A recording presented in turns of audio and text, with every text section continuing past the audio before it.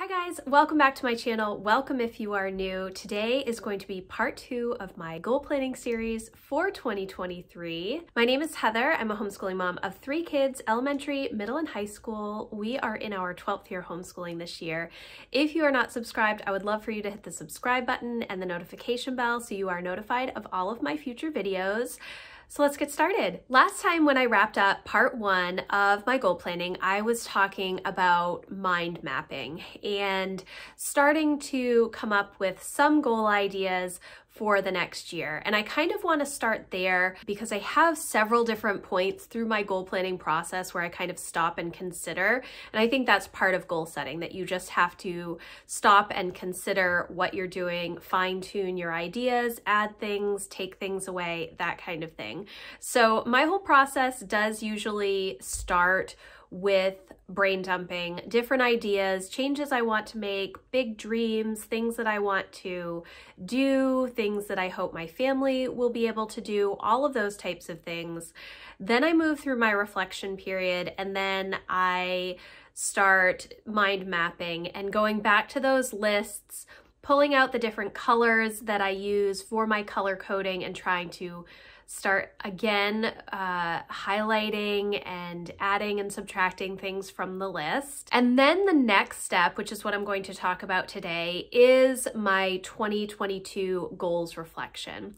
So this is something that I think is very important to do in your own life. If you haven't set goals for the previous year, you probably can skip this part, but if you are a goal planner to begin with and you had set goals for this previous year, you kind of want to revisit them and figure out what are the things that were successes and what were challenges for you. Similar to when you're reflecting on the highs and the lows of the year, the wins for the year, the challenges that maybe you had. There may be a lot of overlap with some of these areas, but when we look at our previous year's goals and look at the highs and the lows for those particular goals, I think that that's helpful. And there may be a little bit of overlap with what went well and the challenges for the year in general, but this is a much more specific question based on your individual goals for the previous year. So if you didn't have goals last year, you can listen to mine and the highs and lows for my goals, and it might give you some ideas of things that you may want to work on or strategies to help yourself in the year ahead. So that is where we're going to start today. So I have my gold notebook. This is a Leuchtturm 1917 B5, I think. Is it a B5 size? Lined notebook. It doesn't tell me. It's a composition size. I think it's a B5. And this is what I'm going to be doing for a lot of my goal planning for 2023. I do have my action plans for the month. That is going to stay in my life planner. I mentioned that in my last goals video. If you didn't see that goals video, I'll leave a link for it in the description box. This will make a lot more sense if you watch that one first. My goal action plans for the month will continue to stay in my life planner, but everything else is going to go in here. And so what I'm going to do is open up to, so I'm going to go through each of my goals and list the things that I thought were successful and maybe some challenges in each area. I actually did a lot better in some of these goals than I felt before I sat down and wrote this out. So if you have used the PowerSheets goal planner in the past, you will know at the end of each month in the PowerSheets, there is a review. And this is a good place to go if you've used the PowerSheets in the past, or if you've used a goal planner that has sort of a wrap-up page in it. That would be a great place to go to write out this reflection on your previous year's goals, because then you can sort of see on a month-by-month basis how things went. Now, I did not actually really use that in my PowerSheets this year. I have in past years, and I really have enjoyed using that page to reflect on the previous month, but I have mainly been journaling and keeping notes in actually my homeschool planner, because a lot of my stuff relates to homeschool.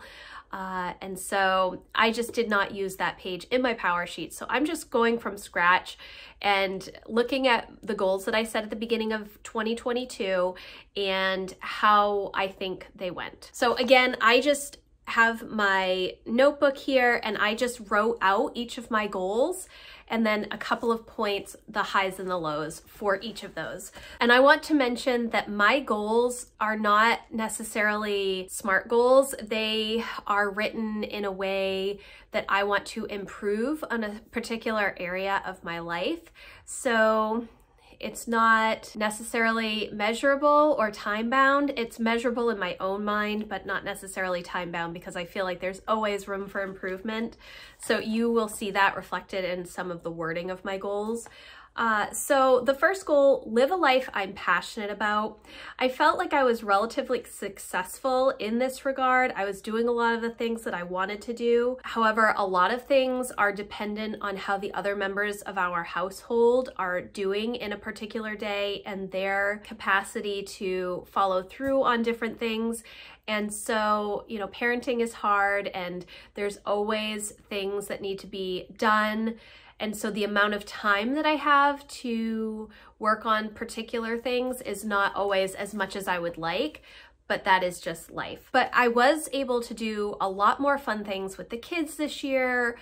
Again, if you watch my first video, you will know that we were sick a lot of the first several months of 2022, so it kind of felt like we were getting a slow start, but we had a great summer. We did a lot of fun things. We had a nice little break in September and went on some fun day trips, and the kids and I have gotten out quite a bit more this year than we obviously have in the past couple of years, which was really nice. And the other big thing was that I was able to complete NaNoWriMo this year. I hit my 50,000 word goal for writing in November, and I was really pleased with it because it's something that I have wanted to do for a long time, but I have not participated in NaNoWriMo for about 6 years because I was helping my kids. It's a homeschool project that we do every November, and so hitting that goal for myself was really, really exciting to me. And that is a goal within a goal. I did not actually write down anywhere that I wanted to do NaNoWriMo when I was setting up my goals for 2022, but in September when we started doing prep work for NaNoWriMo, I started to think, this year I also want to participate. I don't want to just be the support system for my kids this year. And so I did it and it was fun. The next goal I had was live a life of learning. And so I spent a lot of time researching homeschooling high school in the first quarter. I wasn't doing a lot of personal development or personal education for myself outside of homeschooling. Emma is about 1.5 years into her high school career at this point based on what is typically taught at the public school level. And so I was, you know, struggling a little bit with transcripts and trying to figure out the things that I want her to learn while she is still home. It's been an interesting time. So I haven't spent as much time on my own personal development and learning for myself, although learning about transcripts and educational models and different ideas for curriculum and all of that stuff is all still really interesting to me and helps me in what I do daily, which is help other homeschool moms. So I guess in a way it was helping in that aspect of it. So I want to do more learning in 2023 and demonstrate how important that is to me, to my kids, so that they see that their passions are important and they really lean into that life of learning that I want our entire family to have. And when I show this to my kids, it encourages them to pursue their own passions, which is something I think is really important. The next, my next goal was live a sustainable life. We planted our garden and got chickens. We weren't able to preserve much, Part of that was because of the chickens. Part of it was because this growing year was a real struggle. We had a lot of hot weather and not a lot of rain. And I was not able to water as consistently as I needed to. There are definitely some things that we need to work on for 2023 as far as gardening goes, and they just did not fit into our time plan for 2022. So again, I thought that we would have a little bit more time to prepare some of these things, but we were already behind in April because we were sick January through April. So when that happens, you know, sometimes people are able to push through, but I had some other priorities. Namely, I was doing a lot of research on high school stuff during the first quarter of the year, and not much planning for the garden. We did get the chickens. They are great. They lay a lot of eggs. That's been wonderful for us. I did work on food storage for our family, and trying to focus on using everything that we have available to us, and really making sure that I am paying attention to our food budget, buying locally as much as possible, all of that kind of stuff. The next goal was live a life of faith. I was not as good at my Bible reading and Bible study this year as I have been in years past. In the past 5 or 6 years, every year I have read through the Bible chronologically. I have done like a 90-day read through the Bible plan. I've read the New Testament in 90 days. I've consistently read the Bible a lot until 2022. And then I don't know if I just kind of got stuck with, not that I got stuck, but I wanted to continue reading the Bible chronologically because I really like reading the Bible that way, but I was looking for something a little bit more. So I've been looking at different Bible studies, like more in-depth Bible studies that maybe give me a little bit more knowledge about particular verses and such. So that's something for 2023 that I'm hoping to work on. I did use my Write the Word journal. I did use my Write the Word journals a lot this year, which when I am struggling with Bible reading, that is always a great choice for me to fall back on.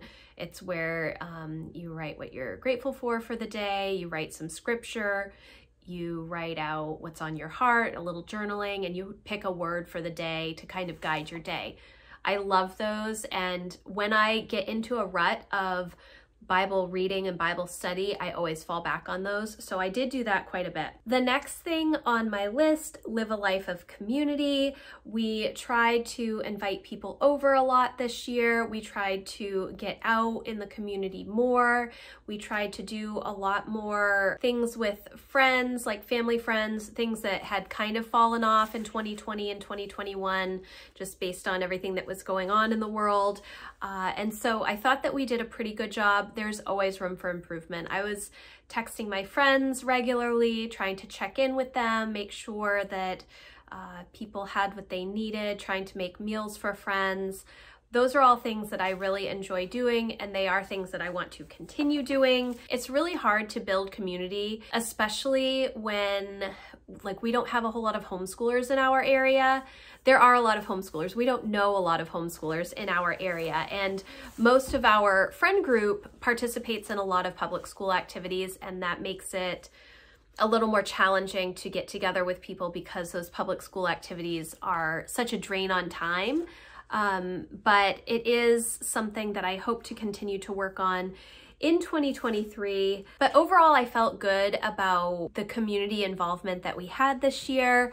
There's always room for improvement, and obviously we want to spend as much time with friends, fellowshipping with one another as possible. So we will continue to be working on that in 2023. The next is live a healthy lifestyle, and I feel pretty good about that.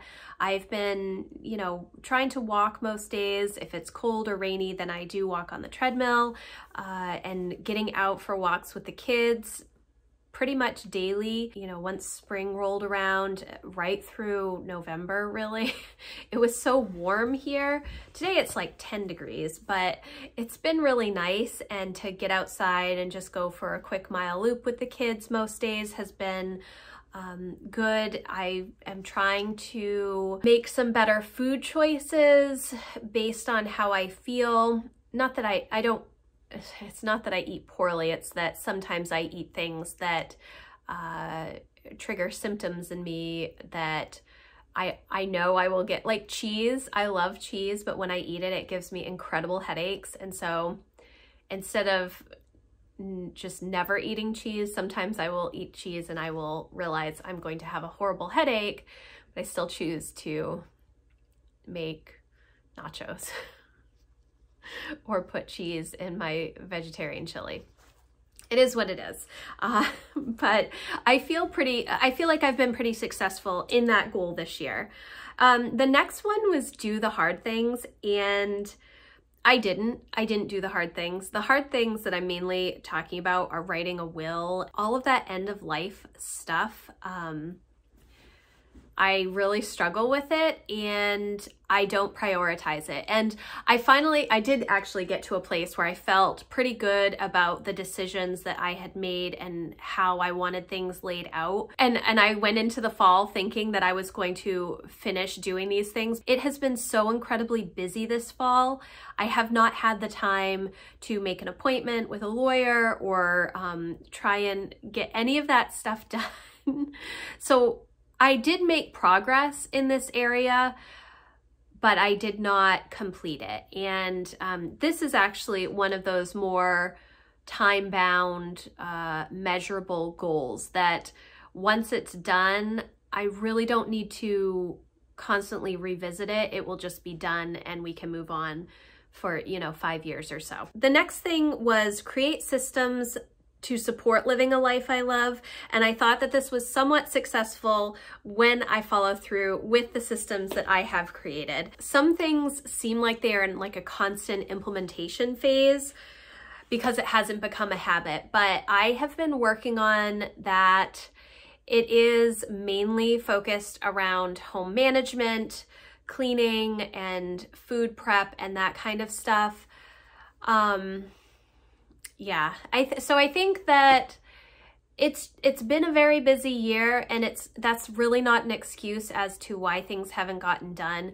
But what has happened is I have prioritized other things over these systems that I've been trying to implement. A lot of the systems and strategies that I am trying to implement are also things that I'm teaching my kids, and so the time that it takes to show my kids these rhythms and routines and systems and strategies takes a lot of time. And if we don't have a lot of time because we are running back and forth to band and cross country, or the kids are all sick and nobody can function, what ends up happening is mom does tend to pick up the slack just to get the things done so that we can continue to progress through our days.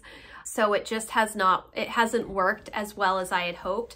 Not that the systems are bad, because they're actually quite good. And when we're all on board and everybody's healthy and we're not flying around to 100 different things run really smoothly. And so I know that the systems are good. It's just that they need to become habits. They need to become more like habits rather than just in that constant implementation phase. And then the last thing on my list was to explore legacy. And that is something that I started considering at the beginning of 2022. And it's mainly just thinking about what legacy I want to leave for my kids. It was me also thinking about the stories that my mom tells and how we can get those down either in video form or in written form so that I have them and so that my kids have them and that eventually my grandchildren will have them. Getting all of that memory keeping stuff down is important to me. And I used to be really good at memory keeping. I started doing scrapbooks when I was like in 5th or 6th grade, before scrapbooking was like a thing, because I went to camp every year and I had the little, I don't know if this is showing my age, but I had this little rectangular camera that had this long film with 2 barrels on the ends, and I would go to camp for a couple of weeks each summer, bring several rolls of film. It wasn't a roll of film, several film cartridges. I would get them developed and then go through the pictures, and I would put them in a picture album, a photo album, and I would write little information cards and stick them in with the photo album with the different photos, and I loved having that. And then once we had kids, most of my pictures are no longer film pictures, they are digital pictures, and I've really struggled to print out pictures. A lot of stuff lives on Instagram. I lost a lot of pictures when we moved to more digital systems because I had things saved on computers that broke, or I actually have the first couple of years of Emma's life on my old iPod, and I cannot get the pictures off of the iPod. I thought that I was using it as like an external hard drive, but apparently not. So the pictures do live on there. I can still charge it and I can flip through them with the little click wheel and I can see the little pictures, but I cannot get them off of the iPod. So legacy is something that's important to me. I want to write letters to my kids. I want them to know how important they are to me, and I also want those stories from my mom and the stories that she remembers from my grandparents and from her grandparents. And so it's not something that I really did much with this year, just considering all that I hoped to learn this year, but it was more to explore the types of things that I wanted to do. I think that going into 2023, I will be trying to work on some sort of a daily habit to get through the thousands and thousands of pictures that I've taken over the past 15 years since, we had Emma, and just kind of figure some things out that way, and just, memory keeping, letters, legacy, all of those things I find really, really interesting. So that's kind of the highs and the lows of my different goals for 2022. You will notice that live was a big part of my goal wording, and that was because last year my word of the year was live. Next time we will talk more about word of the year and some other ideas that I have as to my goal setting process. I hope that this was helpful for you. I think that reflecting on what you've done the previous year is important, but if you did set goals, it's also good to kind of drill down and see, well, where did you succeed and where were there some struggles? And that will help you as you start to think more about goal ideas for the next year. So when I'm reading through my goals, I see there are areas that I still want to improve on, because remember, when I think about goals, I'm thinking about particular focus areas and a vision for my life and how I want to continuously improve in those focus areas. And so once I go through my goals, I am able to see, oh, well, I did really great in this area, but there were a couple of things that I still wanted to work on. And then what I do is I go back to the beginning of my notebook where I have all of those brain dump lists, and I will go through and I start to fill out more of the ideas that I have under those different focus areas. Going through these goals prompted me in some of the things that I do still want to work on, things that were not on my lists, but they are important to me. And so I will go in and I'll cross things off, or I will highlight things, or I will add things. And it just helps me to narrow down my focus on the steps that I want to take for the new year. So this is part 2 of my goal planning. I hope that it was helpful to you. If you have questions about anything I talked about, you can definitely leave them in the comments, or you can email me. My contact form is always in the description box. Yes, I'm really excited for next year. I really am. There's a lot of things that I hope to do, and I know that my own follow through is really the most important thing. Yeah, so thank you again so much for watching. If you like this video, please give it a thumbs up and I will see you in the next one. Thanks guys. Bye.